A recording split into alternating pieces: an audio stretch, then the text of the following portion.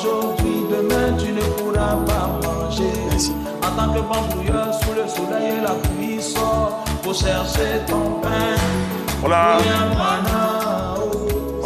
a écouté. Bon, bonjour Guigui Le Brouilleur, comment ça va? Oui, ça va. Là, tu es rentré sur une musique de toi, participation sur le titre de Kamikaze.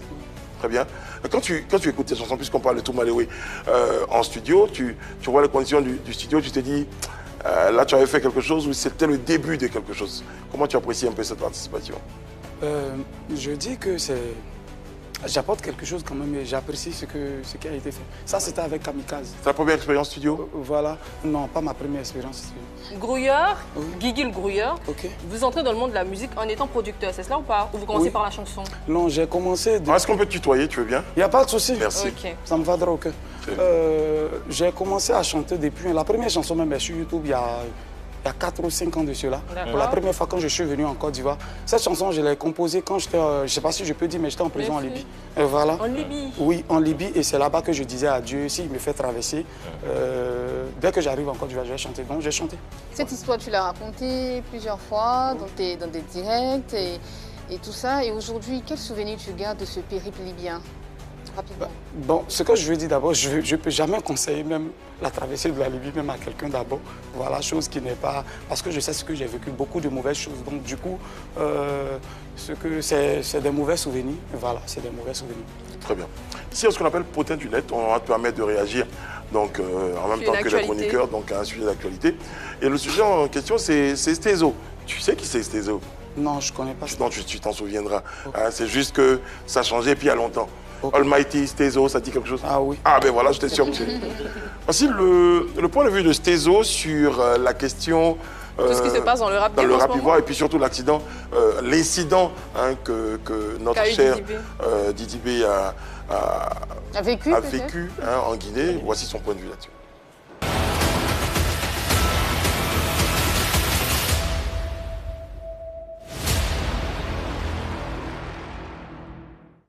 Alors, chers enfants, Imra et Didi B,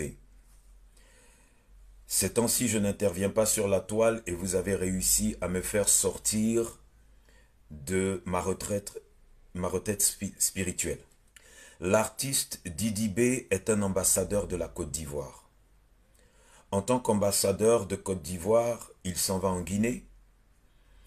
Et je suis tombé hier nuit sur une vidéo où il s'est fait lapider à un concert en Guinée.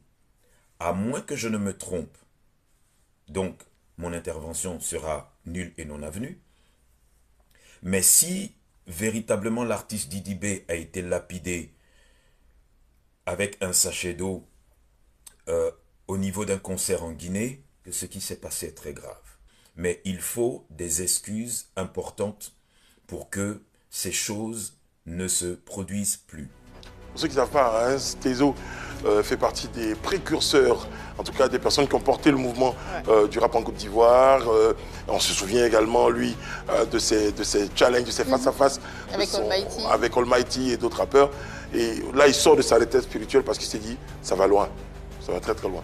Ouais, moi, j'aurais bien aimé qu'il se prononce un peu plus ou qu'il s'accentue sur cette guéguerre dont on n'arrête pas de parler depuis des mois. C'est vrai que c'est une branche, mais après, il y a des milliers d'artistes, donc super gros stars, je sais pas, on me dit plus que Didi B, mais qui viennent dans des concerts, qui subissent des actes comme ça. Didi B n'est pas le seul artiste, malheureusement, à subir ce genre de choses. Je peux comprendre qu'on s'en indigne. Certains ont estimé, je crois que l'indignation vient du fait que certains ont estimé que ceci n'est que le prolongement de ce qui se passe là. Que ce serait par exemple un fan adverse ou une personne pas contente. C'est ce que je dis aussi, c'est déjà arrivé, peut-être pas en Guinée forcément, mais c'est déjà arrivé à d'autres artistes partout dans le monde de ce fait, on leur lance des objets là-dessus. Je ne dis pas que c'est bien, mais je dis que ce tac-là n'est pas forcément le prolongement de la guéguerre et tout ça, mais j'aurais préféré, moi, que Stezo, en tant que pionnier, en tant que douanier, essaie plus de... Parce que là, il a mis plus son regard sur les fans, sur ce que ça peut susciter, mais de mettre plus son regard sur les artistes, les sensibiliser, eux, à parler à leurs artistes, parce que comme je dis bien souvent sur ce plateau, moi, je pense que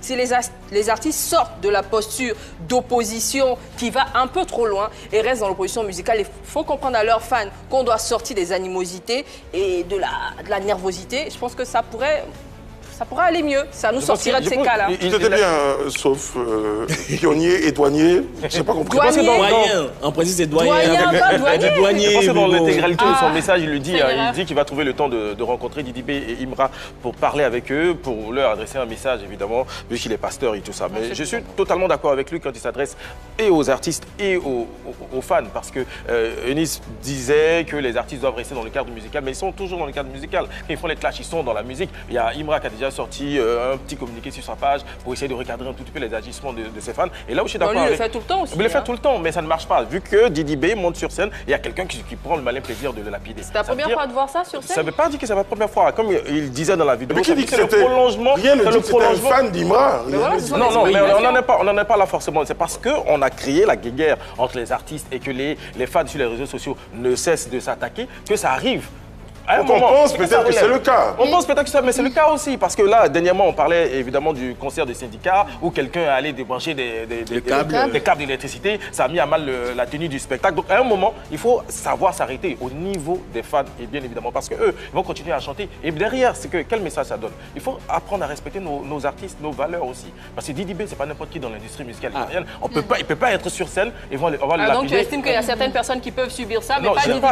J'ai pas dit certaines personnes. Je veux dire qu'à un moment, il faut apprendre à respecter nos artistes dans l'intégralité. Si c'était un autre artiste, j'aurais tenu le même discours. Le même discours. Parce que surtout qu'il part à l'extérieur, il faut quand même savoir que c'est la culture ivoirienne qui a... Tout le monde aura l'occasion de s'exprimer 15 secondes sur la question. Notre invité, vous avez vu la scène, vous avez vécu la situation. Comment vous avez apprécié? Bon, d'abord, c'est pas un acte qui est intéressant, qui est joli, et je déplore ça. Mais il faut dire que nous, on ne veut pas que ça s'arrête. Hein. Parce que même dans mon match, il y a un moment qu'on nous oppose Didi B et Imra, et puis nous, on vend. Et puis nous, on gagne. Donc nous, on veut que ça continue. Mais sauf que le geste, il est un peu de trop. Voilà, sinon, les rivalités entre Didi B et Imra, ça nous nourrit, nous autres. Donc nous, on est entrepreneurs, on s'est saisi. C'est comme planter une tomate et vouloir cueillir une mangue, c'est pas possible. Non, mais c'est possible de chanter, de se clasher dans la musique. Ce que je veux juste dire, ce que je veux ajouter, je veux dire que nous, les entrepreneurs, toutes les occasions sont bonnes pour nous. Voilà, du moment où ça ne blesse pas tellement, voilà. Sinon, l'ancien sachet de un sachet d'eau, ça aurait pu être un sachet de n'importe quoi, des produits qui peuvent être toxiques et tout ça. Mais je viens de le dire encore dans mon propos que c'est exagéré et c'est un peu de trop. Mais quand tu dis les rivalités entre les deux... En fait, il y a deux niveaux dans la réflexion. Le premier niveau, c'est la rivalité, d'accord, mais pas à ce niveau. Voilà, c'est ce que je suis en train de dire, c'est un peu un geste de trop. Peut-être qu'il est en train de dire qu'il faut éviter les extrêmes, c'est ça? Voilà, effectivement, à l'étranger, il y a des scènes comme ça qui se sont passées où il y a des artistes... pas forcément à l'étranger, je pense que même partout. Même partout, merci. Ils reçoivent des tomates sur la scène et tout ça parfois ils sont huillés. Mais ce qui s'est passé ce jour-là en Guinée, je pense que c'est quand même déplorable que ça arrive à une artiste. Moi, j'ai dû recevoir en tant que présentateur rien que ça, 2 bouteilles de jus de fruits parce que l'artiste n'était pas à l'heure. Il y avait une raison, non? Oui. Mais il y a toujours une raison. La raison, c'est quoi? C'est justement ce que je m'apprêtais. Vous allez le dire, on va évoquer l'éducation au niveau des fans. Oui, c'est ça. Là, j'allais en venir, en fait. Il faut que chaque artiste parle à son fan. Il faut qu'il forme. Ce matin, j'ai vu la vidéo de Stézo et je lisais des commentaires qui m'ont ahuri. Parce que je vois des commentaires qui disent que ton temps est passé, passe à autre chose, c'est notre temps, il faut que ça continue. J'en ai parlé à mes 2 collègues ici, mais c'est pas possible, en fait, que des fans arrivent à effacer ça, à ne même pas comprendre le fond du problème. Il y a quelque chose qui se passe. Ce qu'Eunice a dit est très vrai. Il y a quelque chose qui se passe, en fait. Il faut au moins qu'on prenne la pleine mesure de ce qui est en train de se passer. Ça commence ici et ça va jusqu'à ailleurs. Il faut qu'on contienne ça ici, ça déjà. Commence ici, ça va ailleurs, mais c'est surtout que ça commence pas que ça s'extrapole. Ça va plus loin. Pour l'éviter, on fait comment? Je pense que celui qui a été le plus sage dans cette affaire, c'est Suspect 95. Qu'est-ce qu'il a fait avec son staff? Il décide justement de partir en Guinée et de ne jouer aucune distrac. Première précaution à prendre. Quand on arrive sur la scène, Didi B d'abord a un blazer sur son t-shirt. Il retire le blazer, on voit le visage de Baudouin. Donc première incitation justement, j'ai envie de dire, en griffe à la haine pour le fan qui se sent offensé. Comment tu peux estimer? Non, allons dans l'évolution. Je permets qu'il termine. Tu peux pas dire qu'il comprendre. Il était en France. Je permets qu'il termine pour qu'on puisse bien le comprendre. Vous avez le temps de répondre rapidement. Alors, il a parlé justement de prudence. Voilà des éléments qu'il faut adopter, des attitudes qu'il faut adopter pour éviter que ça arrive à des instants. Parce que tu ne maîtrises pas la réaction des gens et le ressenti des gens. Ce fan-là, je ne dis pas que je ne salue pas son acte. Je ne suis pas totalement d'accord avec. Mais on est en territoire étranger. Je pense qu'une fois, Eunice l'a dit ici, dans son interview avec Noah Lensi, quand il a justement traité les rappeurs ivoiriens de rappeurs qui n'ont pas de niche. C'est justement, tu es à l'étranger, tu as le droit de montrer le bon visage de la Côte d'Ivoire. Donc là-bas,